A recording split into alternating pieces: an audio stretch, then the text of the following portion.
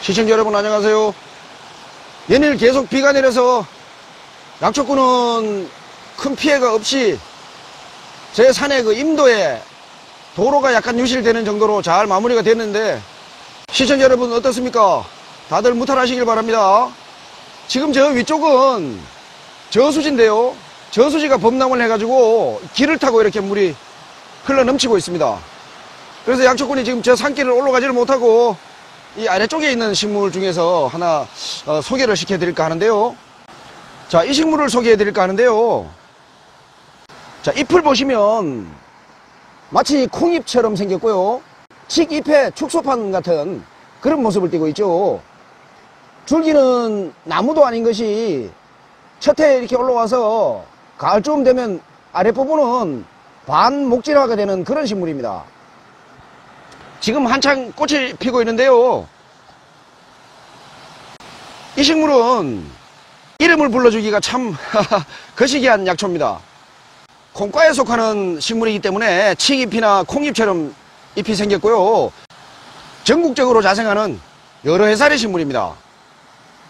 이 식물의 이름이요, 도둑놈의 갈고리입니다. 왜 이런 이름을 붙였는지는 조금만 더 들어보시면 저절로 알게 될 것입니다. 자, 줄기를 자세히 한번 볼까요? 자, 줄기는 이렇게 거의 네모 형태이긴 합니다만 힘줄이라 그러죠. 힘줄이 있어서 한 육각형처럼 보이기도 합니다.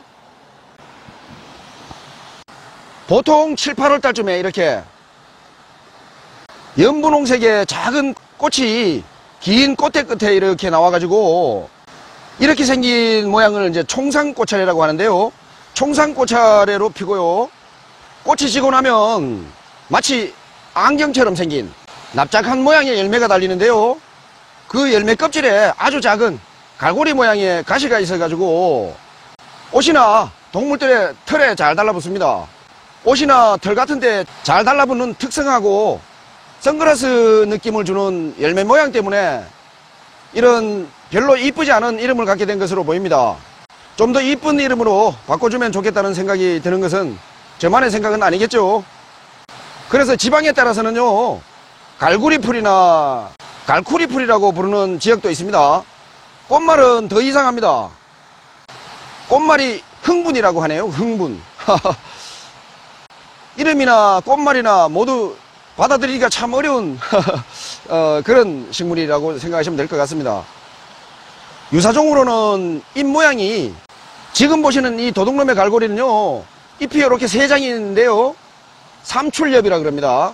이렇게 전부 다 세 장씩 나오는데 잎이 한 줄기에 세 장이 아니고 7장까지 달리는 우리나라가 원산지인 큰 도둑놈의 갈고리도 있고요, 남부지방 바닷가 쪽에 주로 자생하고 식물체가 좀 작은 애기 도둑놈의 갈고리도 있다는 거 알아두시고요, 모두 같은 용도로 약용 가능합니다. 이 도둑놈의 갈고리를 약으로 쓰려면요, 지금처럼 이렇게 꽃이 필 때 지상물을 채취하거나 봄, 가을철에는 뿌리를 채취해서 햇볕에 말려서 약으로 씁니다. 약명으로는 산마황이라고 부르고요, 약재로서의 성미는 성질은 평하고 맛은 쓰고 독성은 없습니다. 효능을 정리해보면 몸속에 풍습을 몰아내고요, 어혈, 그러니까 혈전이라 그러죠, 어혈을 없애주고 종기를 사귀고, 최근 연구 결과에 따르면요, 지방을 분해하는 효소인 라파제 성분이 있는 것이 확인되어 가지고 앞으로는 그 항비만 치료에 크게 도움이 될 것이라고 생각합니다. 그리고 환절기가 되면 기침 때문에 많이 힘든 난치성 질환인 천식에도 좋은 효능이 있고요, 류마티스 관절염의 극심한 통증을 줄여주는 효능도 있습니다. 기혈이 잘 돌지 않아 가지고 어깨나 허리, 팔다리가 쑤시고 아플 때에도 좋은 약이 되고요, 여성분들의 백대하에도 쓸 수가 있고요, 독충에 물렸거나 타박상이나 피부에 상처가 났을 때 외용약으로 쓸 수도 있습니다.